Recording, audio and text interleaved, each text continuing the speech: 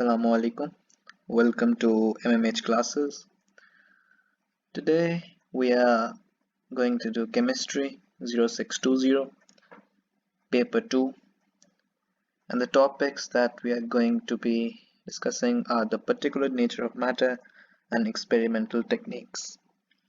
We are going to practice past paper question, 10 of them from these two chapters, and paper 2 is a MCQ based paper. So let's start.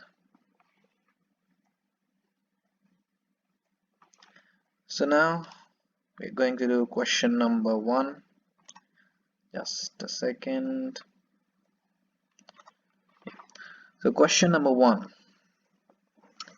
Which row about a change of state is correct? Now this question is from the subtopic of states of matter, which is under the particular nature of matter. Now the change of state is given, energy change is given, the process is given. The first option is solid to liquid. Now I want you all to first look at the diagram here. So it describes that when we go from solid to liquid, the particles get further away, and when we go from liquid to gas, the particles get further away. So from solid to liquid, which is melting, and from liquid to gas, which is boiling, you always need to take heat in, right? From solid to liquid and from liquid to gas, you always need to take heat in. Always remember, when heat is taken in, the particles get separated, or vice versa. When particles get separated, that means heat is taken in. So the option A is solid to liquid, which is melting. Yes, the process is correct, but the energy change is wrong, because when we go from solid to liquid, the particles get further away, a little further away, so heat is taken in for that. B is gas to liquid. That means it's the reverse process and heat must be given out, because particles are getting close. When particles get close, heat is given out. So here heat is taken in, so that's wrong again. For C, solid to gas, which is called sublimation. It's a direct process, which is called sublimation. The process is correct, but you see here the particles are getting much further away. That means heat is taken in. So this is correct. The right answer is C. Right, so in the deep part, although it's wrong, but let's study it. It says liquid to solid. That means particles are getting close. So that must mean that heat must be given out, right? Because particles are getting close. But the process is wrong. It's not condensing. It's the reverse of melting, which is freezing. So here the answer is C. Question number 2. Gases are separated from liquid air by fractional distillation. The boiling points of 4 gases are shown. Which gas is both monoatomic and liquid at -200? Now we have to consider both these conditions, that monoatomic and -200. At -200 it's a liquid. Now for these type of questions, always make this SLG. At the boiling point, what happens at the boiling point? The molecule is converted into a gas. So that means argon is converted into a gas at -186. So just write -186. Sorry for bad handwriting. Right. So this means that below -186 it must be solid or liquid. Right. So here it is fulfilling this condition, because at -200 it is liquid, argon. Now the second condition, is it monoatomic argon? Yes, it is. What does monoatomic means? It means single. Mono means single. Atomic means atom. It can be it can be noble gas or which has a stable configuration, right? So here we have got the answer, which is A. Well, nitrogen is not a monatomic gas, and for B and C, helium and neon are both monoatomic, but you see that it is saying that liquid at minus 200, but you see here that the boiling point of helium and neon is less than minus 200, right? So minus 246 and minus 269, so that means it cannot be liquid at minus 200. It is a gas, right? So always make this SLD, it will help you. So let me repeat it again. For example, helium and neon, minus 269 and minus 246.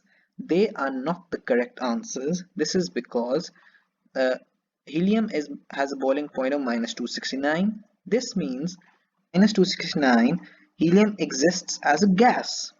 So below this, it will be liquid or solid.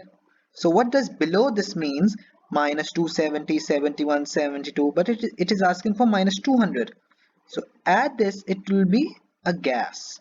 So these two answers will be eliminated. Question number 3. Two different food colorings X and Y are tested using chromatography. Three pure dyes 1, 2 and 3 are also tested. These are the three dyes which are tested. Which statements are correct? The first statement is X and Y both contain 2 or more dyes.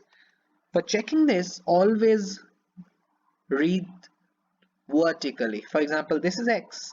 This is the mixture, this cross, and it has given us 3 substances. And Y has given us 2 substances. This means this is correct because they are giving 2 or more dyes. Second one is dyes 2 and 3 are present in both X and Y. For this you have to check horizontally. Dye 2 is this substance. Dye 3 is this substance.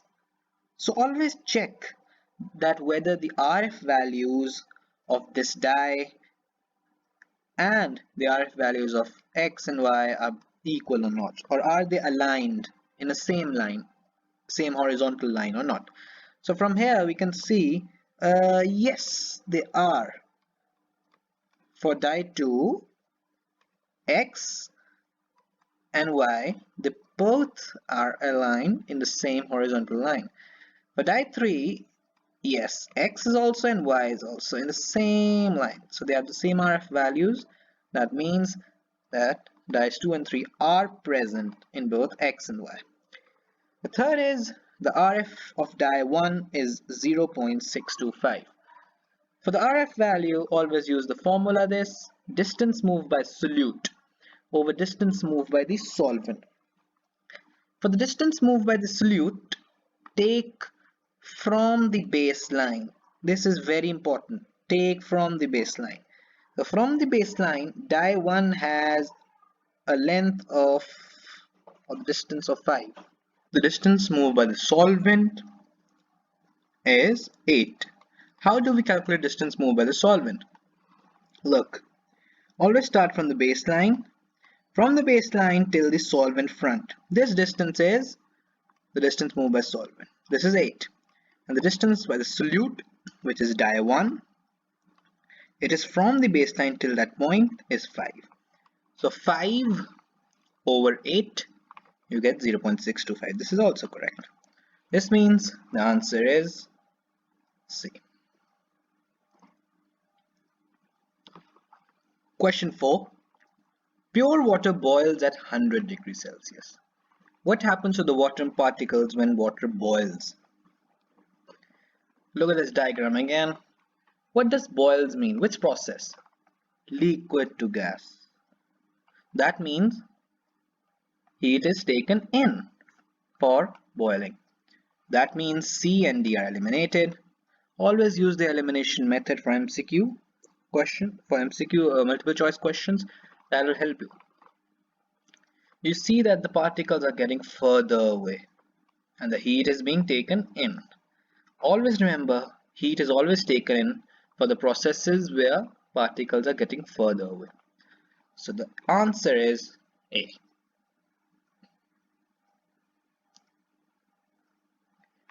Question 5. Which method should be used to separate, this is the keyword, separate a mixture of two liquids? So let's see. Crystallization, no. Why? Because crystallization is used to obtain solid crystals from a solution.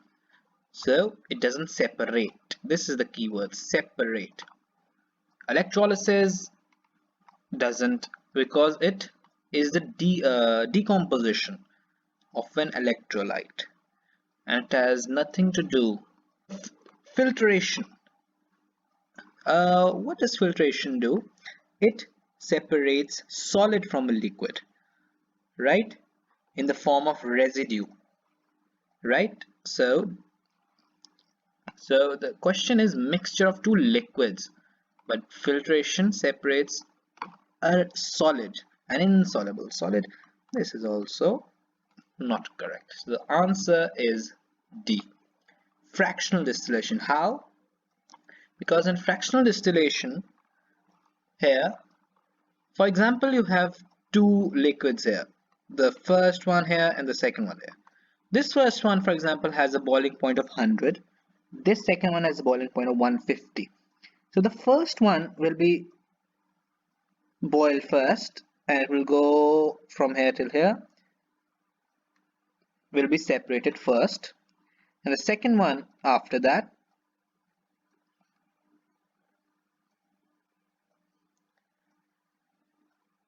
so will be separated after the first one.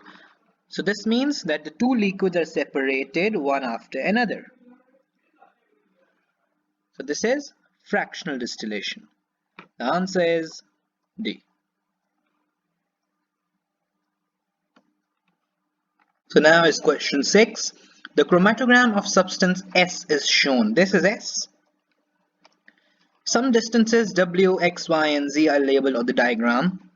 W, X, Y, Z. Well, how is the RF value calculated? Now the formula is distance moved by the solute, which is Y or Z? Yes, that's Y. Because we always have to take from the baseline. Yes. So the answer cannot be A or B because the numerator has to be Y. Distance moved by solute. Now the solvent is baseline from the two solvent front, which is X. So the answer is C. Question number 7. The rate of diffusion of a gas depends on its molecular mass and the temperature. Which combination of molecular mass and temperature gives the slowest rate of diffusion? Now, rate of diffusion is inversely proportional to molecular mass and directly proportional to temperature.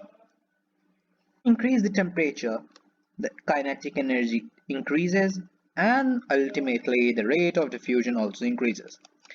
The molecular mass, if increased, it becomes fatter. Always remember by this, it becomes fatter. So a fat person in a race always loses. So for that, if you have a higher MR, the rate of diffusion will be less.